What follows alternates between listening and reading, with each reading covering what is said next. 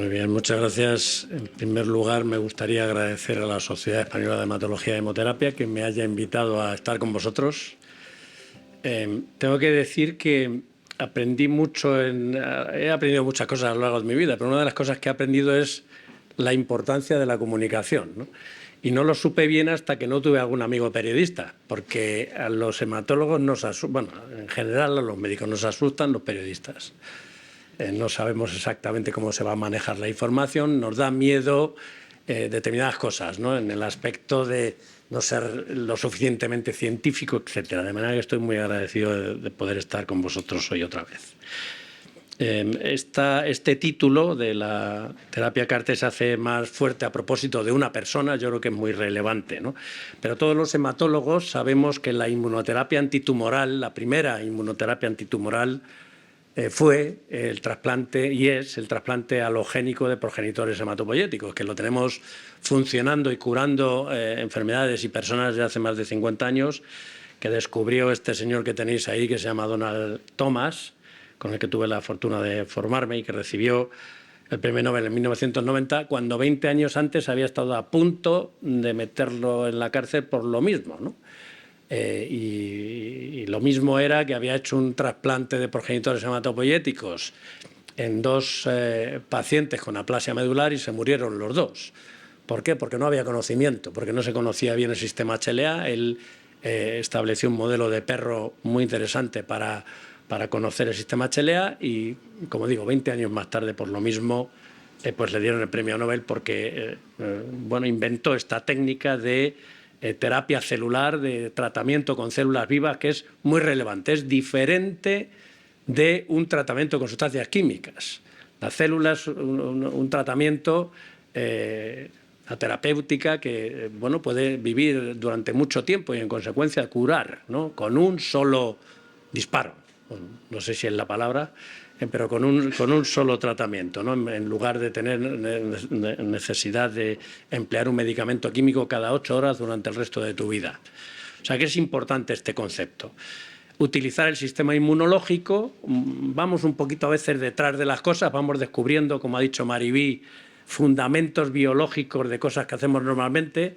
¿Quién no sabe que la dieta sana es buena? ¿Quién no sabe que el ejercicio es bueno?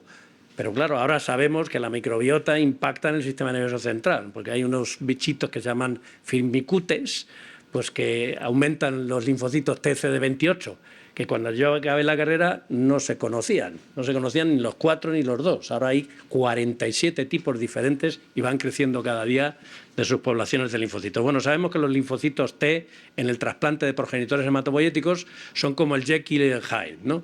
Por un lado, aportamos del donante sano un sistema inmune sano, con linfocitos T que nos ayudan a combatir infecciones, a combatir el cáncer y a combatir también esta enfermedad residual que ha podido quedar después de la quimioterapia y radioterapia mieloablativas. Y, por otro lado, puede reconocer a los tejidos normales del receptor, porque vienen de un donante sano, pero es un donante diferente, y atacarlo. Y esa confrontación se llama enfermedad injerto contra receptor y puede ser mortal. Entonces, en esa batalla estamos desde hace mucho tiempo y no sabemos todavía los secretos que tiene la tolerancia, ¿no? Que es la que tiene naturalmente una mujer embarazada con su niño, ¿no? Una tolerancia natural. Cuando lleguemos a eso habremos conseguido muchísimas cosas. En los resultados del trasplante, que ya hemos hecho más de 1,5 millones a lo largo de todos estos años y, como he dicho, han curado muchísimas personas con enfermedades malignas, leucemias, linfomas, mielomas, destinadas a morir, pues pese al trasplante sabemos que el problema fundamental de fallo es la recaída leucémica. Es decir, que no acabamos de eliminar las células. Hay muchas células con mutaciones resistentes. Las células equivocadas, que llamamos malignas, también quieren vivir, ¿no? Es el principio fundamental de la biología, sobrevivir. Y ellas hacen mutaciones para sobrevivir a todas nuestras armas. Entonces hay que enfrentarse a esto. ¿Y cómo nos enfrentamos a esto? Pues como el ingenio humano no tiene fin, hemos desarrollado diferentes estrategias de inmunoterapia y, como veis aquí, pues las primeras han sido los anticuerpos monoclonales, anticuerpos dirigidos contra proteínas de las superficies de la célula que hacen que esa célula, que se activen señales apoptóticas y que esa célula muera. También esos anticuerpos se pueden ligar a agentes citostáticos, como estos de aquí. Entonces el anticuerpo entra en la célula, libera el agente citostático, la célula muere. El anticuerpo puede activar otras células del sistema inmune, como células NK, monocitos, linfocitos T, y mucho más recientemente, bueno, los anticuerpos son muy listos, a veces son biespecíficos, acercan a las células haciendo la sinapsis inmunológica más fácil, pero esta célula de aquí es muy inteligente, porque es una célula artificial, el linfocito TCAR, que es el del que vamos a hablar, que se expresa bien en la imagen de la izquierda, que lo que hace es, de manera artificial, reconocer a la célula tumoral y eliminarla. ¿Por qué digo de manera artificial? Porque el receptor que reconoce la célula tumoral es un receptor específico contra una señal que tiene la célula tumoral, esta de aquí, a la cual el linfocito normal está ciego. Y sin embargo, cuando nosotros le ponemos a la célula T, al linfocito T, este constructo, esta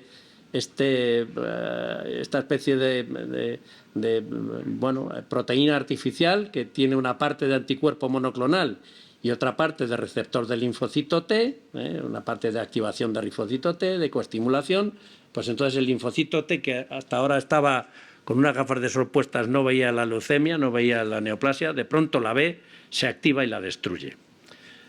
Y lo hace de una sola vez. Y lo hace de una manera potentísima.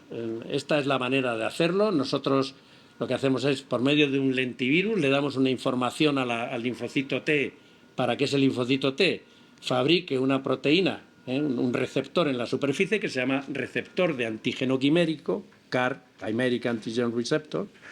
Ese receptor de antígeno quimérico reconoce específicamente un antígeno en la superficie de la célula tumoral y la destruye.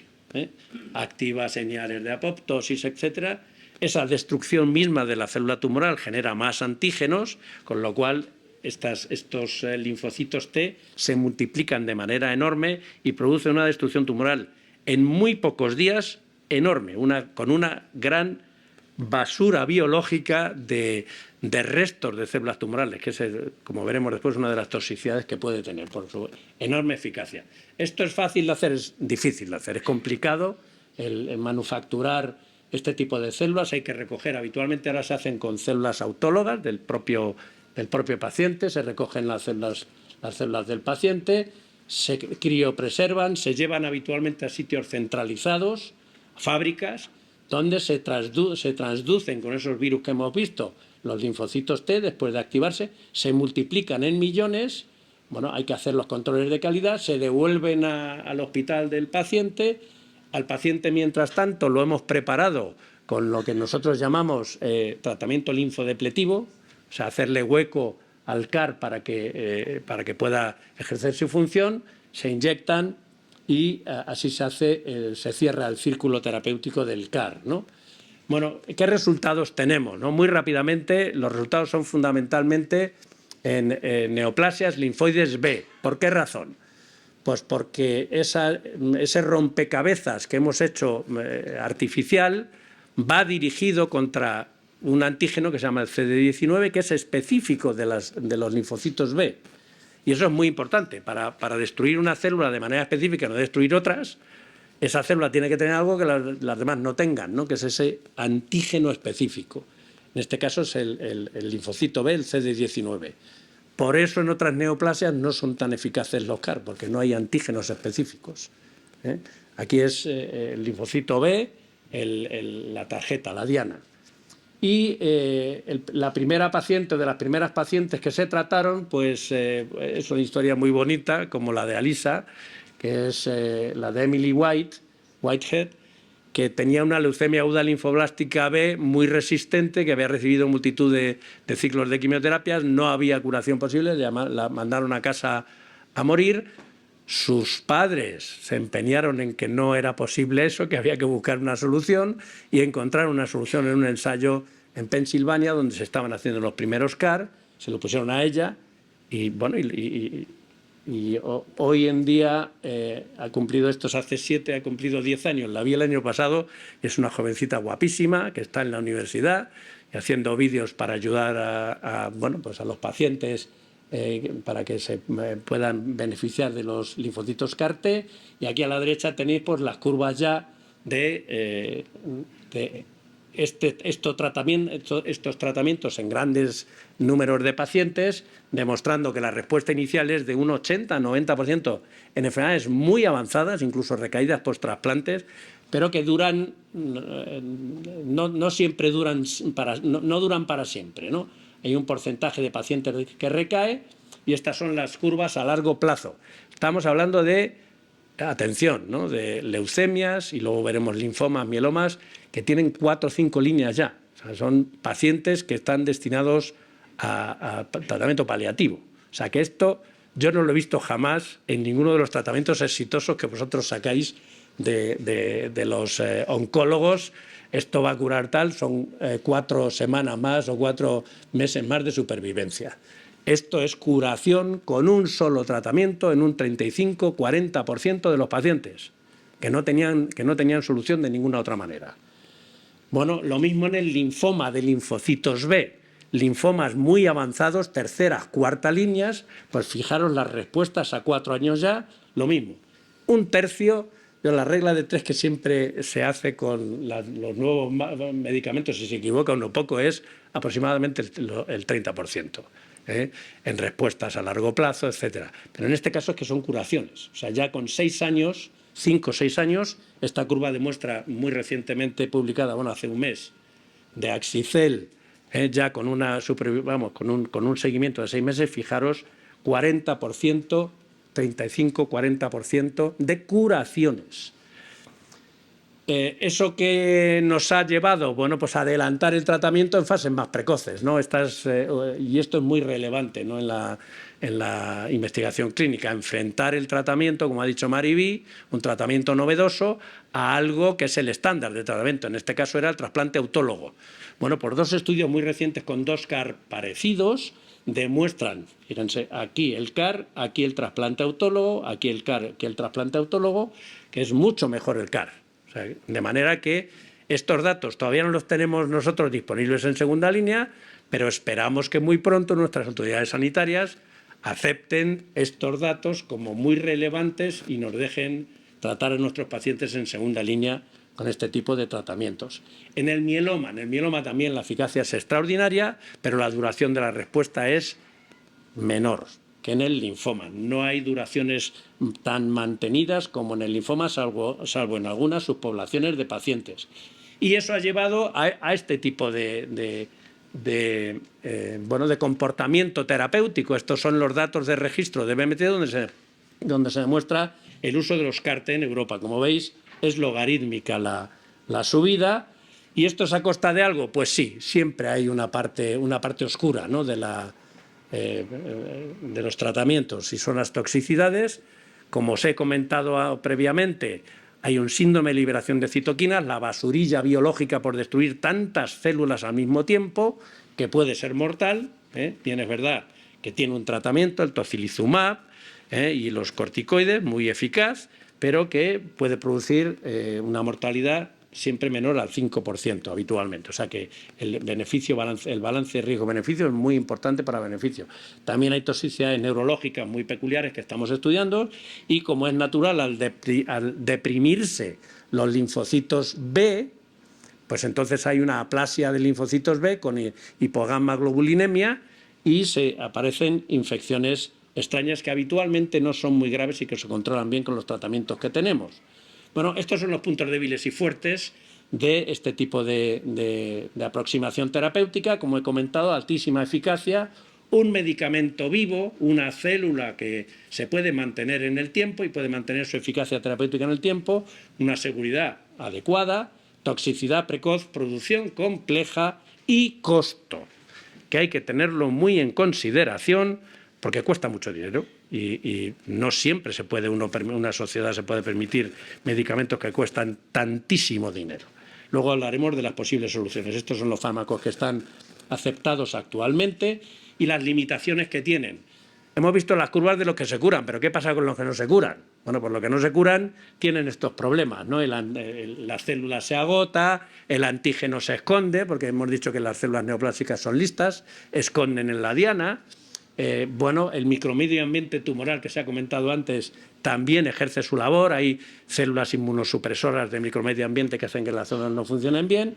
Y como hemos comentado ya, las indicaciones son limitadas porque hay pocos tumores que tengan antígenos específicos de tumor. Los estamos buscando, es una de las partes importantísimas de la investigación biológica actualmente, la manufactura y los problemas de accesibilidad. Estas son las nuevas versiones de los CAR.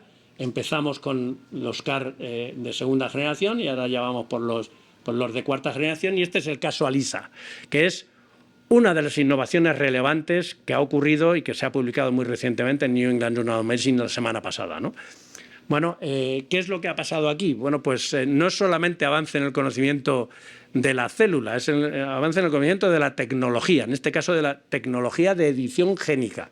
Habitualmente, para dar esa información a la célula, lo que se hace es utilizar herramientas que cortan el ADN para que nosotros podamos meter ahí nuestra información.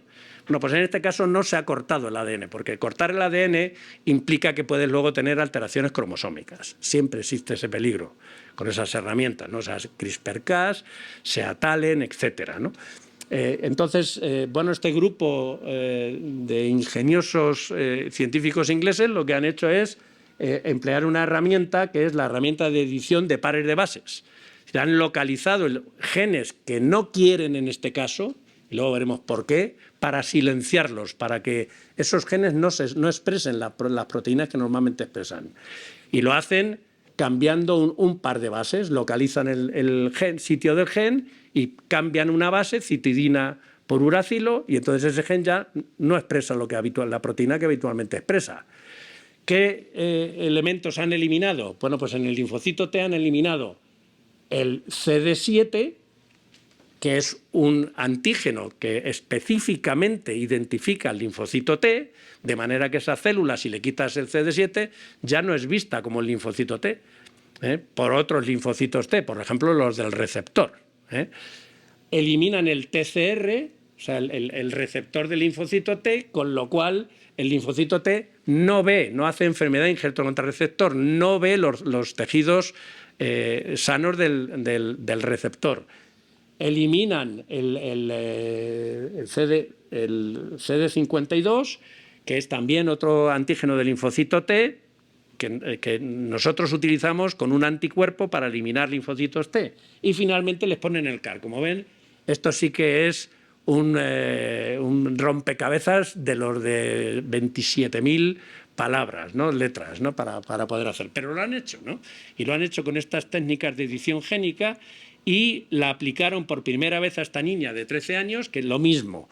Una niña que había recaído, en este caso, con una leucemia linfoblástica T, que es una leucemia que si recae por primera vez, no por cuarta, quinta, por primera vez tiene una supervivencia del 15%. Este tipo de leucemias son muy malas, ¿vale?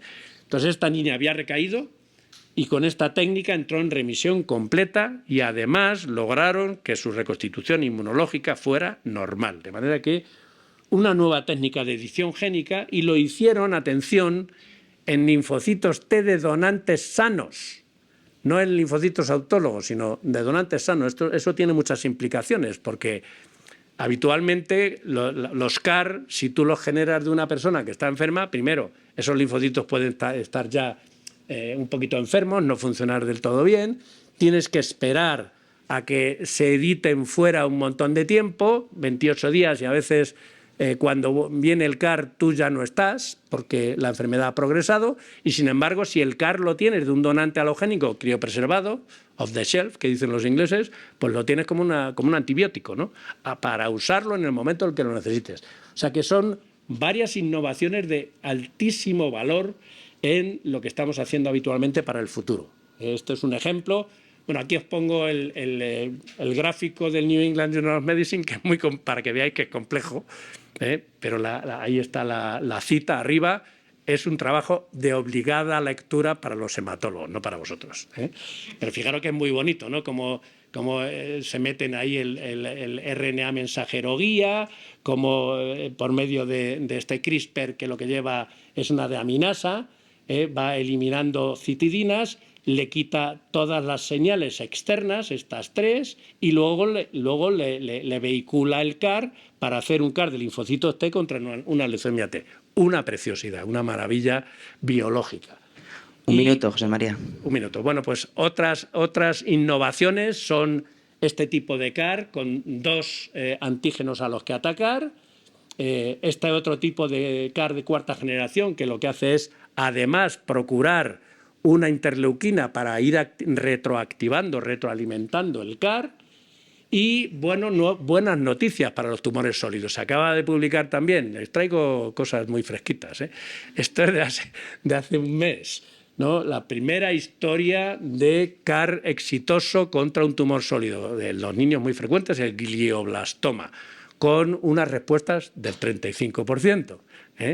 En niños también incurables, y lo mismo con un CAR, en este caso de tercera generación, pero la innovación de este CAR es que es un CAR que tiene una especie de switch off, ¿no? de interruptor, que cuando se pasa está destruyendo demasiadas células y produce mucha toxicidad, tú le das una pastillita, ¡pum!, y se para, ¿vale?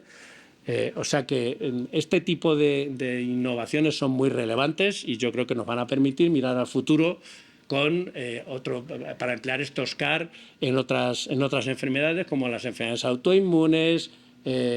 Ahora mismo se acaba de publicar también el éxito de los CAR anti-CD19 en el lupus eritematoso diseminado. Vamos a ver empleo de CARs no solo en enfermedades hematológicas, sino en enfermedades inflamatorias, autoinmunes y, desde luego, en tumores sólidos. De manera que vais a oír hablar mucho de CARs, y yo creo que es una buena noticia porque es un solo tratamiento, insisto, muy eficaz, y nos falta el costo. Tenía aquí una segunda parte de cómo en España intentamos disminuir el costo con esta red de terapia celular, de terapias avanzadas que ha generado el Carlos III para generar nuestros propios CAR, fabricarlos en estas redes que tenemos de fábricas en los hospitales públicos, fabricarlos mucho más baratos. Cuando hablo de mucho más baratos es un 20%, un 30-40% más baratos, perdón, un 60-70% más baratos, ¿no? De 320 a 70-80, 1000. Y bueno, y cómo en esta red se está generando ciencia de alto nivel, tanto en terapia génica, con innovaciones españolas, de científicos españoles, con CAR españoles que ahora están autorizados por la EMA, cómo se están produciendo ya en España CARs académicos de alta resolución, con unos resultados excelentes, y que ha conseguido que esta red, la Red Española de Terapias Avanzadas, sea reconocida en Europa el modelo como uno de los modelos relevantes a seguir en el futuro. Muchas gracias por vuestra atención. Muchas gracias, José María. No sé si hay alguna pregunta del público. Belén, que es amante de los karts. De los karting. La de los CAR soy yo. Tengo dos preguntas. Si el resultado es mejor que los tratamientos habituales con trasplante autólogo, entiendo que con alogénico ya lo supera, ¿no? Bueno, el alogénico, en este caso en el linfoma, se emplea después del CAR, ¿no? El alogénico ha ido avanzando. El trasplante alogénico no va a desaparecer. Hay algunas personas que dicen el CAR va a hacer desaparecer el trasplante alogénico.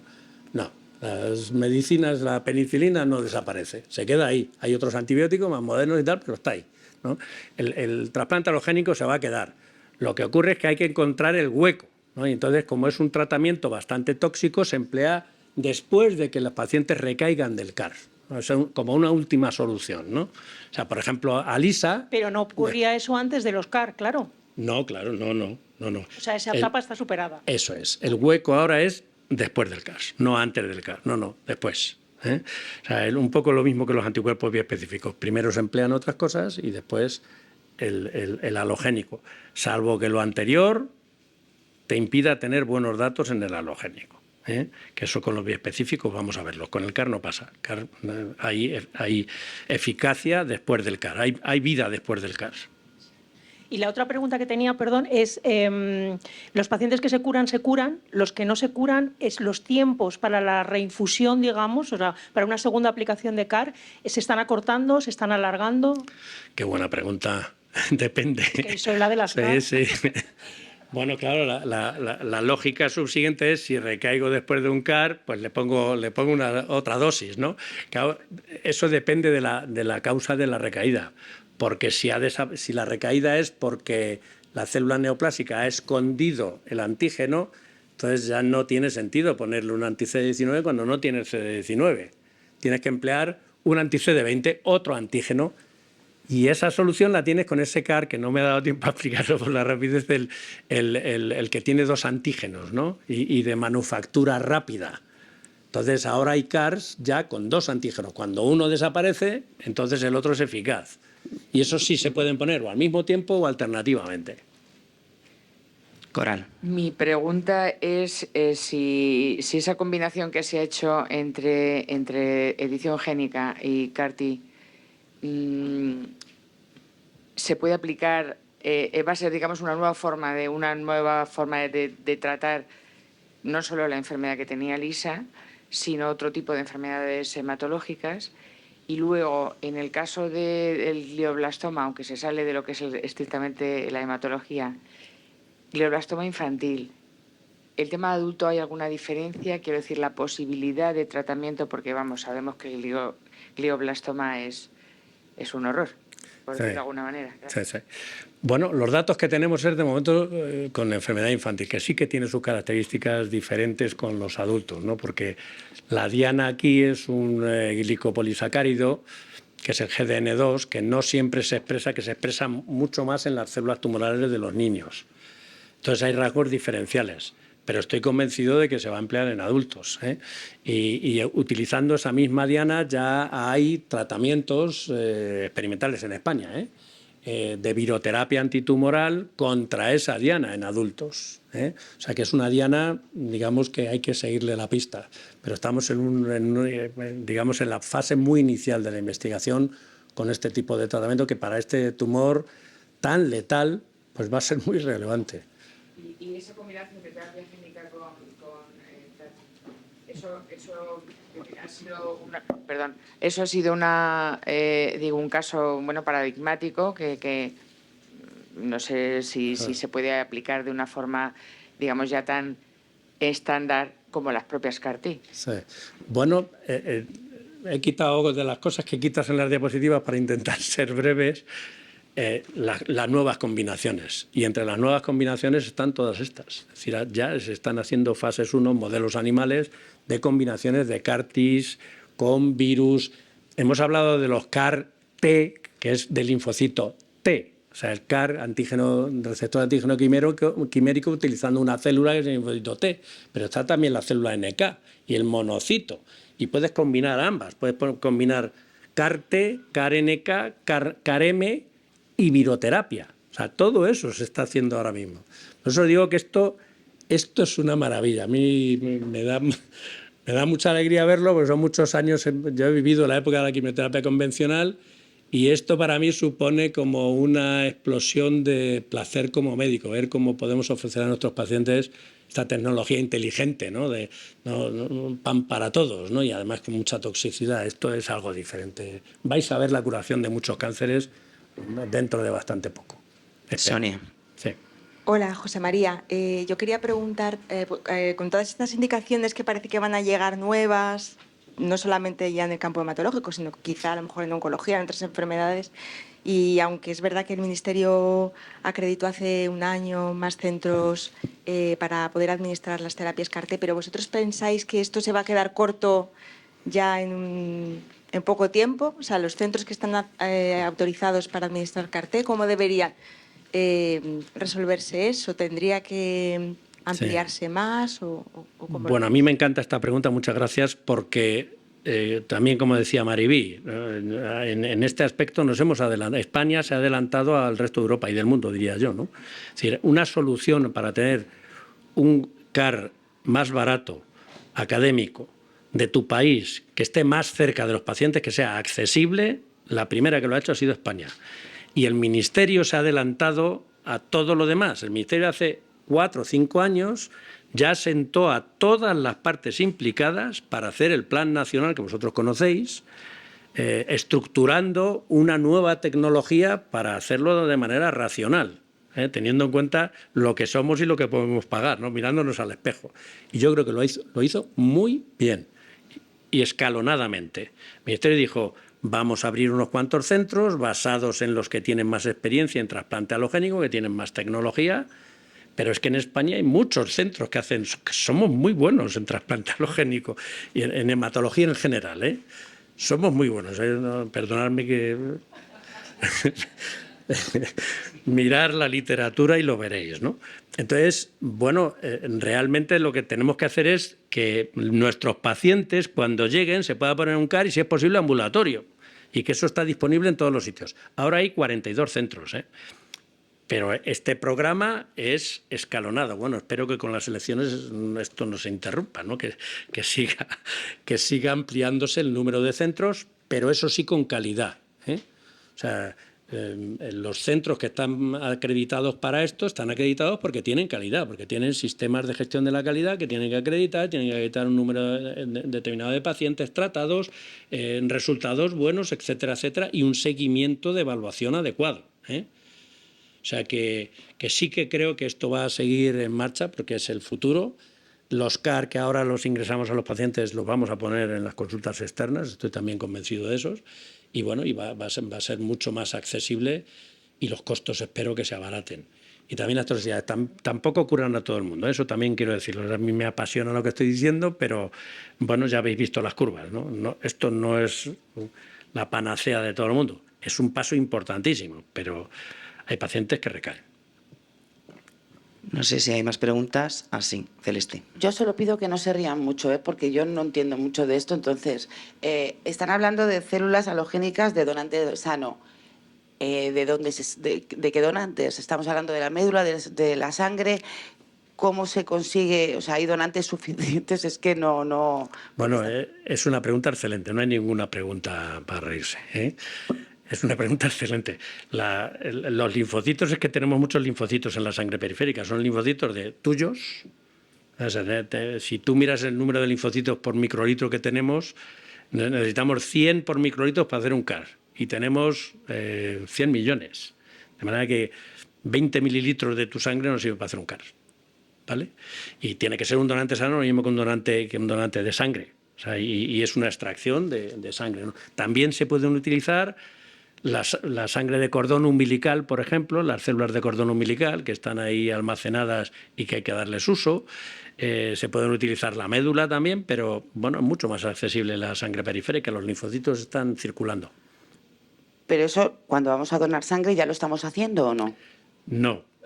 Esto, para hacer este estudio en concreto, bueno, tuvieron que pedir permiso informado a los donantes que iban al Anthony Nolan, que es un registro de donantes de médula ósea, por ejemplo, ¿no? O sea, personas que van a donar específicamente pues linfocitos o otro tipo de cosas para enfermedades hematológicas. Pero si esto progresa, se puede pedir en los donantes normales de sangre. Cuando tú vas a donar sangre, oiga, ¿le importa que de estos 450 mililitros de sangre me quede yo con 50 por si acaso tengo que hacer un CAR? O sea, se puede hacer bancos de linfocitos. De hecho, hace tiempo que eso se lleva proponiendo, tener bancos de linfocitos de personas sanas para poder usarlas en este tipo de tecnología, de desarrollos.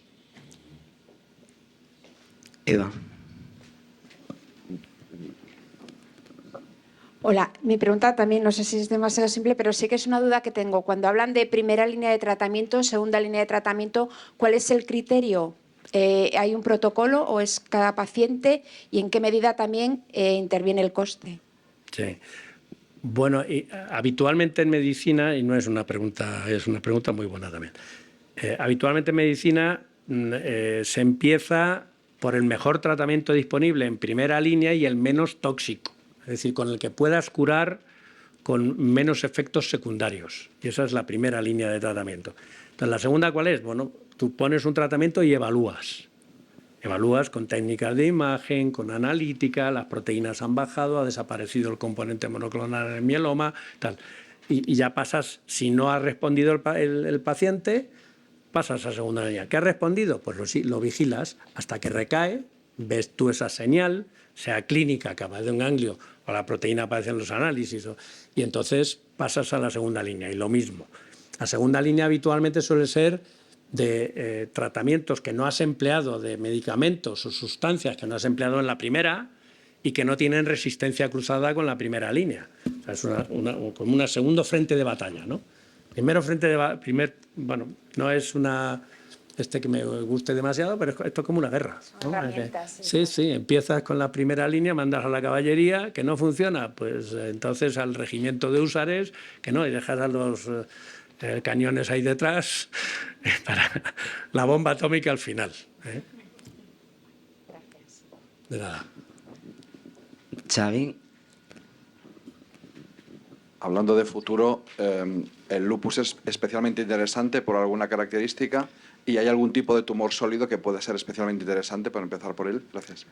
Bueno, a ver, se empieza siempre con los tratamientos experimentales con las enfermedades que no tienen solución. Es decir, por ejemplo, en el cáncer de páncreas, de una mortalidad del 95%. O sea, cuando hay otras herramientas que te van curando. Entonces, este tipo de prácticas experimentales, de estudios experimentales, siempre se empiezan por ese tipo de tumores, ¿no?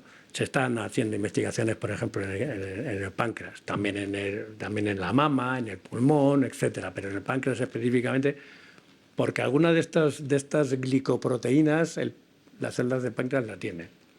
O sea que se está investigando activamente eso, pero contestando a la pregunta, eso se empieza siempre por lo peor, por lo que no tiene solución, para que justifique que tú estés experimentando, ¿no? Y luego, las enfermedades autoinmunes, esto va a ser un bombazo. O sea, las comunicaciones que se han hecho han sido de 9 pacientes. 7 pacientes. O sea, primero se publicó uno en New England, luego han publicado alemanes. 7 pacientes, y los 7 pacientes ha desaparecido la marca de anticuerpo que genera el lupus. Desaparecer. Y se mantiene en el tiempo. Y desde la red de terapias avanzadas hemos propuesto, que espero que nos lo den, un estudio de más de 100 pacientes con nefropatía lúpica, con un CAR anti-CD19 español, para ver qué es lo que pasa realmente. Como ha dicho Maribí, primero empiezas con 7 pacientes y luego tienes que demostrar en 200. Pues hemos hecho esa propuesta. Si nos la dan, os lo comento. Estoy aquí. Yo ya pienso en el dinero. Si se crean estos bancos en un futuro próximo, la ciencia va como por delante de las normas que se hacen, ¿cómo se va a gestionar esto? Porque estamos hablando de que sí hay CARs académicas, pero ¿y las empresas? ¿Esto se pasará a pagar? ¿Cómo va a ser? ¿O cómo debería ser? No estoy capacitado para contestar a las preguntas de cómo deben ser los aspectos económicos, porque estoy muy sesgado. Mi sesgo es que soy un médico de la Seguridad Social desde hace 50 años, he empleado toda mi vida para hacer que las medicinas sean gratuitas para los pacientes y no les pregunto de dónde son ni qué tal, y estoy dedicado, mi vocación es curar. Entonces los aspectos económicos se me escapan. Sí que tengo que decir que bueno, pues que estamos trabajándolo, ¿no? O sea, almacenar linfocitos es que no cuesta trabajo en un banco. Ahora veréis cosas que hacen los bancos españoles también, ¿no? Almacenar linfocitos no cuesta dinero. Tenemos almacenados médulas para posibles pacientes que no se usan. Tenemos almacenados cordones umbilicales para pacientes que no se usan. Hay que darles nuevos usos, ¿no? Y estos son nuevos usos. O sea que se puede hacer de manera lógica. Y también se puede compartir, siempre que las empresas tengan un beneficio adecuado. Esa apostilla es personal. O sea, claro, las situaciones no se pueden aprovechar excesivamente, ¿no? Uno tiene que tener un cierto control y si no se tiene, pues nosotros deberíamos de ponerlo, ¿no? Pero insisto que eso es un asunto personal, me he metido en la camisa.